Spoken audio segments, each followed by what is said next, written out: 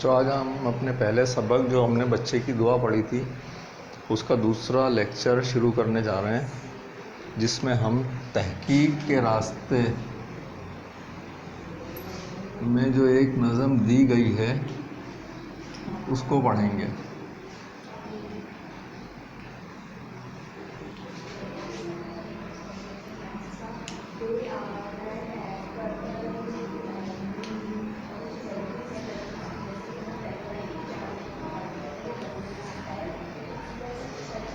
نظم تحقیق کے راستے پڑھنے سے پہلے ایک بات آپ کو بتا دوں کہ یہاں پر یہ جو کتاب ہماری ہے خرم علی شفیق صاحب نے لکھی ہے، تو انہوں نے اس میں یہ جو تحقیق کے راستے میں نظمیں شامل کی ہیں، پیچھے بھی ہم نے آگے کے جو اس میں آئیں گی، یہ تو ابھی آپ کا پہلا سبق چل رہا ہے، اس میں نظم کے ساتھ خاص طور پر تقریباً ہر نظم کے ساتھ آگے ایک نظم دی ہوئی ہوتی ہے۔ اس سے مراد اس جیسے مفہوم والی، اس جیسے معنی رکھنے والی نظموں میں ہمیں کیا مشابہت تلاش کرنی ہوتی ہے، جو ایک جیسی باتیں ہوتی ہیں۔ یہاں پر علامہ اقبال صاحب کی جو دوسری نظم شامل کی گئی ہے، اس کا نام ہے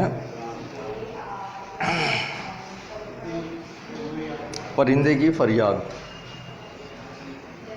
ہمیں اس پرندے کی فریاد سن کر اس میں کچھ باتیں بتائی گئی ہیں، اور جو نظم بچے کی دعا ہم نے پڑھی اس میں، ان دونوں میں جو باتیں مشترکہ ہیں ان کو ہمیں لکھنا ہے۔ اس میں ہمیں کچھ زندگی کے بنیادی اصول بھی سیکھنے کو ملیں گے، جیسے نظم بچے کی دعا سے ہمیں ملے تھے کہ لوگوں کے کام آنا ہے، ایسے ہی پرندے کی فریاد میں بھی ابھی ہم دیکھتے ہیں۔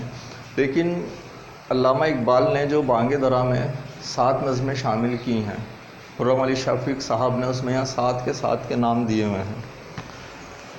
پہلی جو اس میں نظم ہے، ایک ہے مکڑا اور مکھی، دوسری نظم ایک پہاڑ اور گلہری، تیسری ایک گائے اور بکری، چوتھی ایک بچے کی دعا، پانچویں ہمدردی، چھٹی ماں کا خواب، اور 7ویں پرندے کی فریاد۔ یہ 7 کی 7 نظمیں بہت خوبصورت نظمیں اور بامعنی بچوں کے لیے سیکھنے کے لیے علامہ اقبال صاحب نے لکھی ہیں۔ ایک نظم تو آپ پہلے پڑھ ہی چکے ہیں، دوسری ہم تحقیق کے راستے میں آج پڑھ رہے ہیں۔ اس سے بھی آپ کو اندازہ ہو جائے گا اگر آپ نے نہیں پڑھی ہیں، ورنہ یہ آپ بک اسٹال پر اگر جائیں گے تو بچوں کے لیے جو یہ 7 نظمیں الگ سے علامہ اقبال صاحب نے لکھی ہیں بانگ درا میں، وہ پبلشر کیا کرتے ہیں، وہ ساری پبلشرز نے یہ کام کیا ہوا ہے، وہ 7 نظمیں آپ کو ایک مجموعے کی صورت میں مل جاتی ہیں، آپ وہ لیں اور انہیں پڑھیں۔ ٹہنی پہ کسی شجر کی تنہا، بلبل تھا کوئی اداس بیٹھا، کہتا تھا کہ رات سر پہ آئی، اڑنے چگنے میں دن گزارا، پہنچوں کس طرح آشیاں تک، ہر چیز پہ چھا گیا اندھیرا، سن کے بلبل کی آہوزاری، جگنو کوئی پاس ہی سے بولا، حاضر ہوں مدد کو جان و دل سے، کیڑا ہوں اگرچہ میں ذرا سا، کیا غم ہے جو رات ہے اندھیری، میں راہ میں روشنی کروں گا، اللہ نے دی ہے مجھ کو مشعل، چمکا کے مجھے دیا بنایا، ہیں لوگ وہی جہاں میں اچھے، آتے ہیں جو کام دوسروں کے۔ بہت چھوٹی سی نظم کے باوجود آخری جو شعر ہے اس میں معنی کے اعتبار سے انتہا کر دی علامہ اقبال صاحب نے، ہیں لوگ وہی جہاں میں اچھے، آتے ہیں جو کام دوسروں کے۔ یہ پیغام تو ہمیں جگہ جگہ دراصل قرآن پاک کا بھی ہے، دوسروں کی مدد کرنا، کام آنا۔ حضور پاک کی سیرت طیبہ، حضور پاک صلی اللہ علیہ وسلم کی پوری زندگی سے اگر آپ دیکھ لیں تو ہمیں یہی پیغام ایک ملتا ہے۔ اس میں جو علامہ اقبال صاحب نے ہمیں بتایا ہے کہ آپ بچوں کے لیے لکھی ہے، آپ یہ نہ سوچیں کہ آپ بچے ہیں تو آپ کسی کے کام نہیں آ سکتے، آپ کتنے بھی چھوٹے بچے کیوں نہ ہوں۔ یہ جو جگنو کیا بہت چھوٹا سا ایک کیڑا ہوتا ہے جو کہ رات کی روشنی میں چمک رہا ہوتا ہے، اس کے باوجود وہ اتنا چھوٹا سا پرندہ جہاں تک اس سے ہو سکتا ہے وہ اپنا کام ضرور کر رہا ہے، جتنی روشنی اس سے ہو سکتی ہے ایک پرندے کو راہ دکھا دی اس نے۔ آپ بھی چھوٹے ہونے کے باوجود بہت سارے کام کر سکتے ہیں، دوسروں کی مدد آپ کر سکتے ہیں۔ آپ دوسروں کی مدد، اگر ہم یہ جو پڑھ رہے ہیں 6 کلاس سے، آپ کیا مدد کر سکتے ہیں آپ سوچیں۔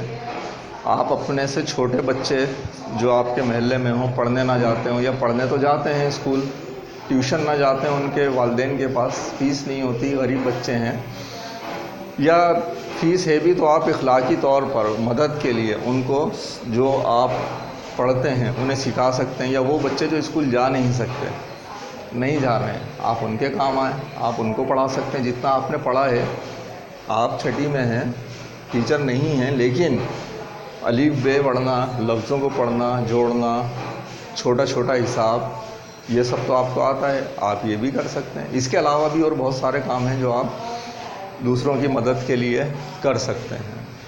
تو ہیں لوگ وہی جہاں میں اچھے، آتے ہیں جو کام دوسروں کے۔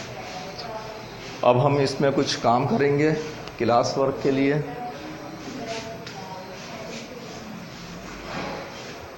کلاس ورک میں دیکھتے ہیں ہمیں کیا دیا گیا ہے۔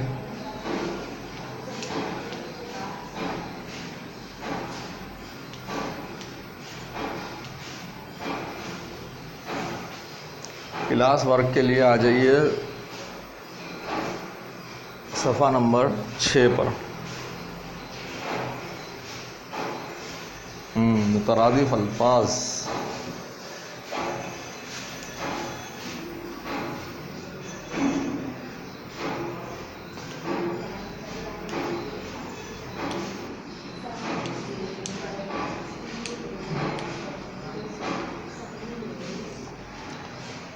مترادف الفاظ کیا ہوتے ہیں؟ وہ الفاظ جو الفاظ تو الگ ہوتے ہیں، ان کے معنی ایک جیسے ہوتے ہیں، ان کو آپ کہتے ہیں مترادف الفاظ۔ جیسے کہ اگر آپ کے پاس ہے چچا، اس کے لیے آپ انکل بھی لفظ استعمال کرتے ہیں۔ اس کے لیے آپ لفظ عین میم لفظ بھی استعمال کرتے ہیں۔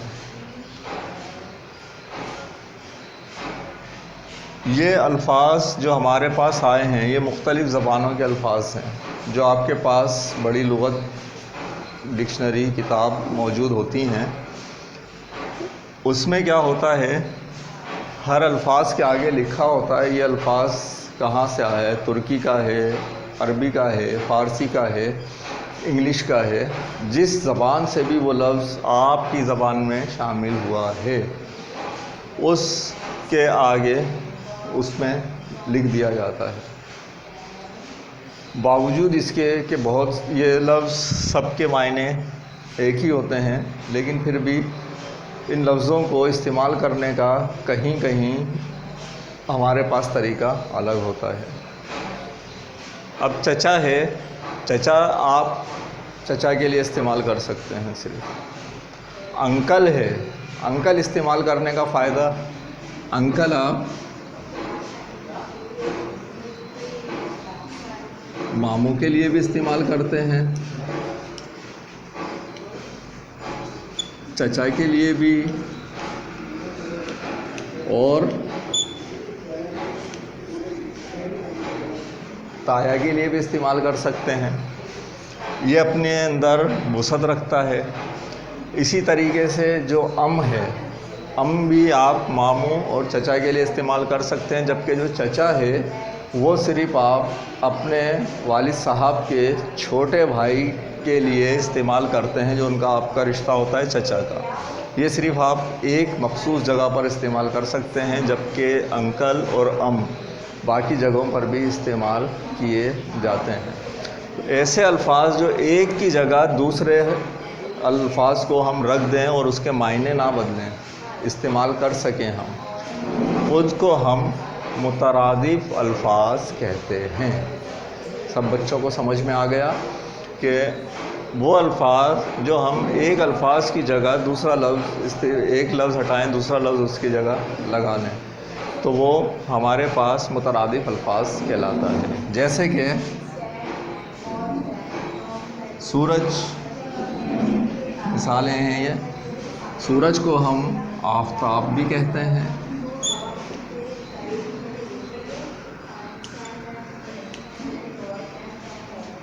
خورشید بھی کہتے ہیں،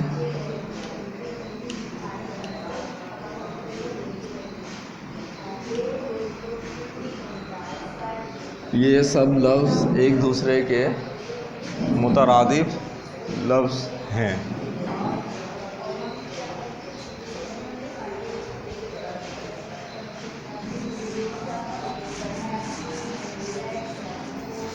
اب ہمیں کلاس کا کام کرنا ہے، جو اگر آپ یہ بات اچھی طرح سمجھ گئے ہیں تو دیکھ لیجئے آپ کو کیا کام کرنا ہے۔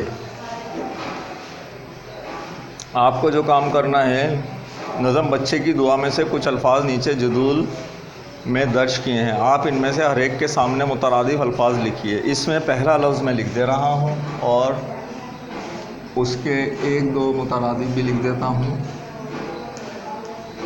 لفظ ہے، ایک تو ہے تمنا، تمنا صرف ایک لفظ ہم دیکھ لیتے ہیں، اس کے مترادف لکھ لیتے ہیں۔ خواہش، یہ کام آپ کو کتاب میں ہی کرنا ہے، وہاں پر اس کی جگہ دی گئی ہے، لفظ کتاب والوں نے خود دیے ہیں، آپ کو اس کے مترادف تلاش کر کے لکھنے ہیں۔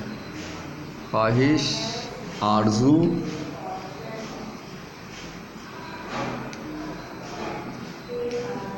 اور حسرت۔ اب دیکھیں ایک معنوں کے ہمارے پاس کتنے، چار الفاظ تو یہی ہو گئے، تمنا، خواہش، آرزو، حسرت۔ باوجود اس کے کہ یہ ایک جیسے معنی دیتے ہیں، لیکن کبھی کبھی ہم ہر جگہ پر ہر لفظ استعمال نہیں کر سکتے، کوئی ایک لفظ ہی اس میں رکھ کر بہت اچھا لگتا ہے۔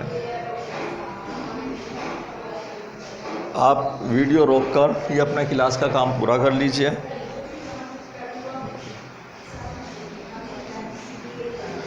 اچھا بچوں، یہ کام آپ نے کر لیا۔ اب ہمارے پاس ہوم ورک میں کچھ کام موجود ہے، بہت چھوٹا سا۔ ہوم ورک میں آپ کو کیا کرنا ہے؟